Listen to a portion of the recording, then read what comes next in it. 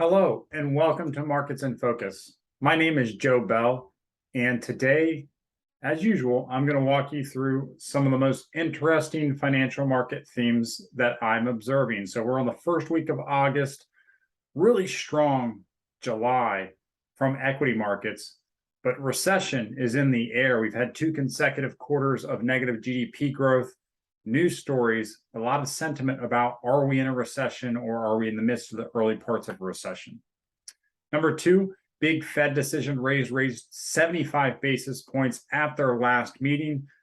Market's reaction was pretty interesting. We had a quick drop in expectations for Fed funds rate, quickly reversed a week later as several Fed officials came out and emphasized expectations for higher rates.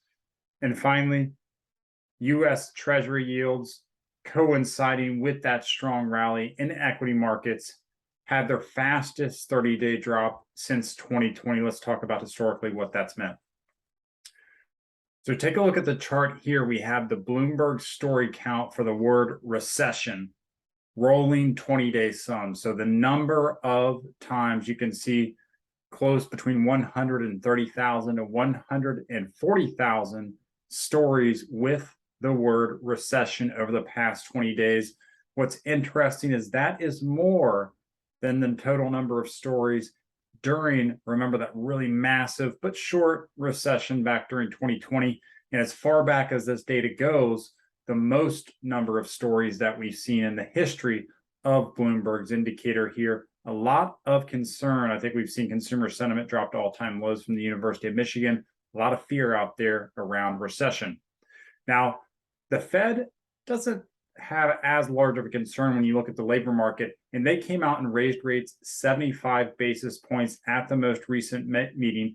A little bit of a mixed message from Powell. I think some market participants took it as they were nearing their terminal rate sooner rather than later. And you can see here on the chart, it's a little bit busy, but let me walk you through this. You see the blue bars on July 25th, before that July Fed meeting. We saw expectations for the Fed to raise rates by the end of the year to 3.4%, ultimately starting to decline, move rates lower because of the economic slowdown in the blue, 3.3%, all the way through 2023 to continue to cut rates. You take a look at the red, that's the day after the Fed. You can see red compared to blue, expectations dropped dramatically as people thought the Fed was not going to be as aggressive as they were previously.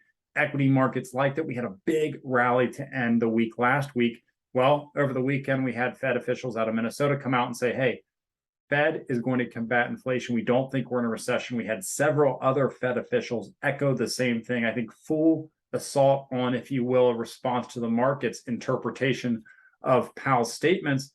And you saw the market reverse course. In fact, you saw the terminal rate jump back up to 3.4%, and you actually saw the rate at which they're going to decrease even higher. And that's in that shaded gray area than it was pre-Fed. So I think the market has been kind of grinding sideways the past week. I think they're trying to digest it. But I think with that strong jobs report we just had this week, the Fed official statements, I think the likelihood of another 75 basis points is very strong. And I think the Fed's being somewhat transparent here that they're expecting to move those rates higher with the resilient labor market that they believe will allow them to do so.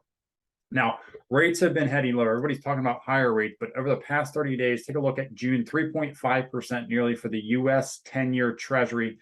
In July, moved all the way down to just below 2.6%. That 30-day rate of change was a negative 2 standard standard deviation event in terms of the magnitude of that decline. Historically, the largest since really COVID-19, when we saw rates dramatically drop after the Fed made that emergency move on the Fed funds rate down to 0% to insulate the economy from the coming slowdown related by the pandemic. Historically, what's this mean? Typically, we actually see a little bit of a bounce over the next 30 days, about 19 basis points by the Treasury yield. So this type of downward momentum on yields and the accompanying rally in bond prices with that decline in yields typically doesn't last this long when you see these extremes to the downside. Now, speaking of markets, I still don't know why the guy did it, other than maybe some publicity, but a gentleman in Canada posted a digital advertisement on a digital billboard found some string cheese, right? Those little plastic string cheeses that you peel apart and eat, right? You ate them as a kid. I can't remember the last time I had those, but they found it in a fridge of a new house that he purchased. Apparently, he trades and buys and sells and barters things on eBay all the time. He decided to have the good idea of, I'm going to pay my money for several weeks to post a billboard for trade, one cheese string, accepting trades for the marble flavor. He says, still in original packaging, not yet to expiration date. And I like this. He says, no low balls. I know what I have. All right. I like the confidence negotiation. Apparently, he's been receiving several offers. I don't know exactly what these are. He said the best offer so far is for 2 Persian cats. If you think this is weird, you think it doesn't make sense, I'm with you. I don't know what this story means. I thought it was kind of funny and interesting. I don't know what the purpose is, but he paid a lot of money, and apparently he is trying to trade his cheese string. So good luck to you, gentlemen. Let's wish him luck on this profitable venture he has. With that, I want to thank everyone for watching, and I'll see you next time.